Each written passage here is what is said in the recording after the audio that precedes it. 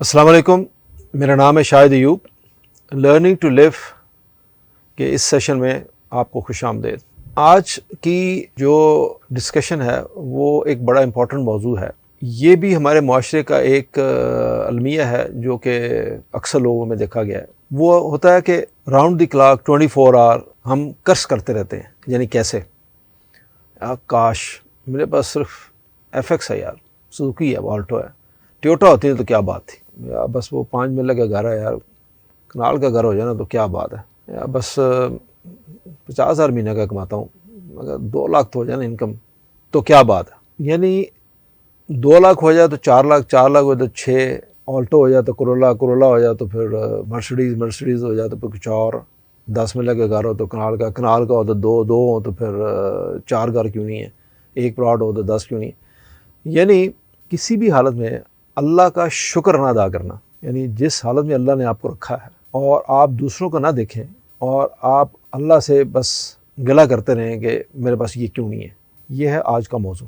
اس موضوع کو سمجھانے کے لیے، بیان کرنے کے لیے میں آپ کو چھوٹی سی ایک چیز بیان کرتا ہوں۔ یہ لکھی گئی ہے، یہ نہیں کہ یہ واقعی کوئی جینوئن واقعہ ہوگا تو میں آپ کو بتاؤں گا کہ یہ اوریجنل واقعہ ہے۔ ایک شخص پارک میں بیٹھا ہوا ہے اور کوئی دوسرا شخص اس کے پاس آ کے بیٹھتا ہے اور اس سے پوچھتا ہے کیا تمہارے پاس گاڑی ہے؟ تو جو بیٹھا ہوا شخص ہے وہ کہتا ہے میں نے مڑ کر اس طرف دیکھا اور چند لمحے تک اسے حیرت سے دیکھتا چلا گیا۔ وہ دانت نکال رہا تھا اور بار بار اپنی داڑھی کھجا رہا تھا۔ پارک میں لوگ چہل قدمی کر رہے تھے، کچھ لوگ ہلکی ہلکی جاگنگ بھی کر رہے تھے۔ کہتا ہے دوپہر مایوس ہو کر رخصت ہو رہی تھی اور شام دھیرے دھیرے مارگلا کی پہاڑیوں سے نیچے سرک رہی تھی۔ گرم دوپہر کے بعد اسلام آباد کی شام کی اپنی خوبصورتی، اپنی سکھ ہوتا ہے۔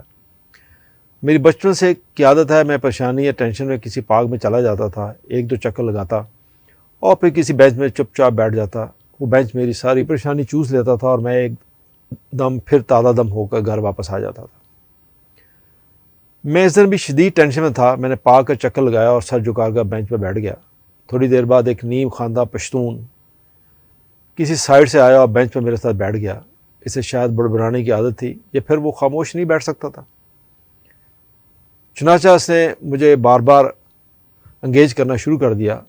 وہ کبھی آٹے کی مہنگائی کا ذکر کرتا، کبھی ٹرانسپورٹ کے کرایہ کا رونر ہوتا، کبھی لوگوں کے غیر اسلامی الباس پر تبصرہ کرتا۔ میں تھوڑی دیر اس کی لغویات سنتا رہا، لیکن جب بات ہاتھ سے نکل گئی تو میں نے جیب سے تھوڑے سے روپے نکالے اور اس کے ہاتھ میں رکھ دیے اور تھوڑی دیر تک حیرت سے نوٹوں کو دیکھتا رہا۔ پھر اس نے کہکا لگایا، نوٹ واپس میرے ہاتھ میں رکھے اور بولا، آپ لوگوں کا بڑا المیہ یہ ہے کہ آپ دوسروں کو بیکاری سمجھتے ہیں۔ آپ کا خیال ہوتا ہے کہ آپ کے ساتھ اگر کوئی شخص بات کر رہا ہے تو اس کا مقصد صرف ایک ہی ہو سکتا ہے کہ وہ آپ سے بھیک مانگ رہا ہے۔ بابو صاحب، مجھے آپ اللہ کا بہت بڑا کرم ہے، چوکی داری کرتا ہوں، روٹی مالک عزت و جل و جلالہ دیتا ہے اور خرچے کے پیسے مالک جل و جلالہ کے بندے سے مل جاتے ہیں۔ میں بس آپ کو پریشان دیکھ کر آپ کے پاس بیٹھ گیا تھا۔ میرا والد کہتا تھا پریشان آدمی کو حوصلہ دینا بہت بڑی نیکی ہوتی ہے، چنانچہ میں جہاں کسی کو پریشان دیکھتا ہوں میں اس کے بعد بیٹھ جاتا ہوں۔ مگر آپ نے مجھے بیکاری سمجھ لیا۔ میری حیرت زندگی میں بدل گئی اور میں نے اس سے معافی مانگنے لگا۔ وہ ہنسا اور داڑھی کھجاتے مجھ سے پوچھا، کیا تمہارے پاس گاڑی ہے؟ میں نے چند لمحوں سے واہیاسا سوال پر غور کیا اور پھر جواب دیا، ہاں 3-4 ہیں۔ وہ بولا، تم کو پتہ ہے آج کل پیٹرول کی کیا قیمت ہے؟ میں نے ہنس کر جواب دیا، مجھے نہیں پتہ، ڈرائیور پیٹرول ڈلواتا ہے۔ اس نے کہکا لگا کر کہا، اور تم پھر بھی پریشان بیٹھے ہو؟ میں نے حیرت سے جواب دیا، گاڑی کے پریشانی کے ساتھ کیا تعلق بنتا ہے خان؟ وہ سجدہ ہو کر بولا، بڑا گہرا تعلق ہے، کیا مکان تمہارا اپنا ہے؟ میں نے جواب دیا، ہاں میرا اپنا ہے، بلکہ 3-4 ہیں۔ وہ مسکرایا اور پوچھا، کیا بیوی بچے بھی ہیں؟ میں نے فوراً ہاں جواب دیا۔ اس نے پوچھا، بچے لوگ کیا کرتے ہیں؟ میں نے جواب دیا، بیٹے اپنا کاروبار کرتے ہیں اور بیٹیاں پڑھ رہی ہیں۔ اس نے پوچھا، اور کیا تمہاری بیگم صاحبہ کی صحت ٹھیک ہے؟ میں نے فوراً جواب دیا، الحمدللہ ہم دونوں ٹھیک ٹھاک ہیں، ہمیں اللہ نے مہلک بیماری سے بچا رکھا ہے۔ وہ بولا، اور کیا خرچہ پورا ہو جاتا ہے؟ میں نے اوپر آسمان کی طرف دیکھا اور جواب دیا، الحمدللہ خرچے کی کبھی تنگی نہیں ہوئی۔ اس نے کہکا لگایا اور میرے بازو پر اپنا کھردرا ہاتھ رکھ کر بولا، اور بابو صاحب آپ اس کے بعد بھی پریشان ہیں؟ آپ نے پھر بھی منہ بنا رکھا ہے، آپ کو پتہ ہے آپ بنی اسرائیل ہو چکے ہیں۔ میں بے اختیار ہنس پڑا اور پہلی مرتبہ اس کی گفتگو میں دلچسپی لینے لگا۔ میں نے اس سے پوچھا میں بنی اسرائیل کیسے ہو گیا اور بنی اسرائیل کیا ہوتا ہے؟ وہ سنجیدگی سے بولا آپ اگر قرآن مجید پڑھیں تو اللہ تعالیٰ بار بار بنی اسرائیل سے کہتا ہے میں نے تمہیں یہ بھی دیا، وہ بھی دیا، ملک بھی دیا، کھیت بھی دیے، دشمنوں سے بھی بچایا، تمہارے لیے آسمان سے کھانا بھی اتارا، باغ اور مکان بھی دیے، عورتیں بچے بھی دیے، اور غلام اور کنیزیں بھی دیں، مگر تم اس کے باوجود نہ شکرے ہو گئے ہو، تم نے اس کے باوجود میرا احسان نہیں مانا۔ ہمارے مولوی صاحب کہتے ہیں ساری نعمتوں کے بعد جب کوئی شخص اللہ کا شکر ادا نہیں کرتا تو اس کے احسان یاد نہیں کرتا تو وہ بنی اسرائیل ہو جاتا ہے، اور پھر اللہ تعالیٰ اسے بنی اسرائیل کی طرح ذلیل کرتا ہے۔ وہ سب کچھ ہوتے ہوئے بھی سکون اور امن سے محروم ہو جاتا ہے، اور آپ بھی مجھے بنی اسرائیل محسوس ہو رہے ہیں۔ آپ کے پاس اللہ کی دی ہوئی تمام نعمتیں موجود ہیں، مگر آپ ان کے باوجود بینچ پر اداس بیٹھے ہیں۔ مجھے آپ پر ترس آ رہا ہے۔ مجھے جھٹکا سا لگا اور میں شرمندگی اور خوف سے اس کی طرف دیکھنے لگا۔ میں اپنے آپ کو پڑھا لکھا اور تجربہ کار سمجھتا تھا، بچپن سے اسلامی کتابیں پہ پڑھ رہا تھا اور عالموں کی صحبت میں بھی لطف اندوز ہوتا رہتا تھا، لیکن آپ یقین کریں بنی اسرائیل کی یہ تھیوری میرے لیے بالکل نئی تھی۔ میں نے قرآن مجید میں جب بھی بنی اسرائیل کے الفاظ پڑھے مجھے محسوس ہوا اللہ تعالیٰ ناشکرے اور نافرمان یہودیوں سے مخاطب ہے، یہ انہیں اپنے احسانات یاد کرا رہا ہے۔ مجھے جھٹکا سا لگا، میں شرمندگی اور خوف سے اس کی طرف دیکھنے لگا۔ لیکن کیا اللہ تعالیٰ کی نظر میں ہر انسان فراموش بنی اسرائیل ہو سکتا ہے؟ اور کیا قدرت اس کے ساتھ وہی سلوک کرتی ہے جو اس نے بنی اسرائیل کے ساتھ وادی سینا اور اسرائیل میں کیا تھا؟ یہ بات میرے لیے نئی تھی۔ میں اپنی جگہ سے اٹھا، اس ان پڑھ پشتون کے ہاتھوں کو بوسہ دیا اور پارک سے چپ چاپ باہر آ گیا۔ میں سارا راستہ اللہ کی ایک ایک نعمت یاد کرتا رہا، اس کا شکر ادا کرتا رہا اور اپنی حسینوں سے اپنے آنسو صاف کرتا رہا۔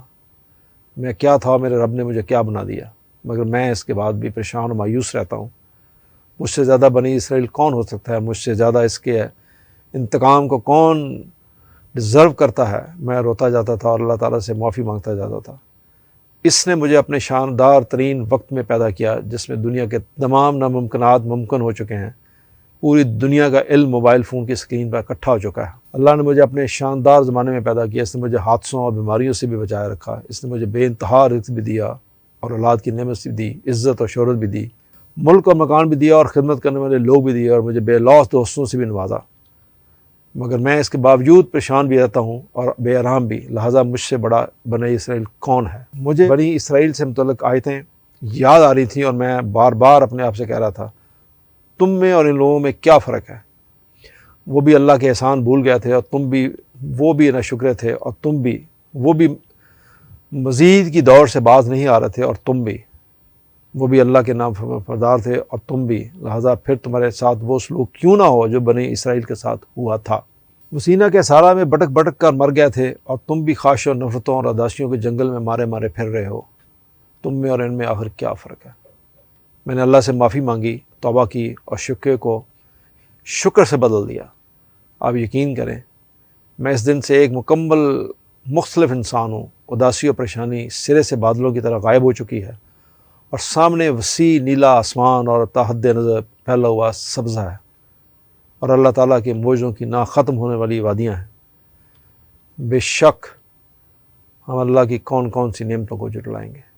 فَبِأَيِّ آلَاءِ رَبِّكُمَا تُكَذِّبَانِ۔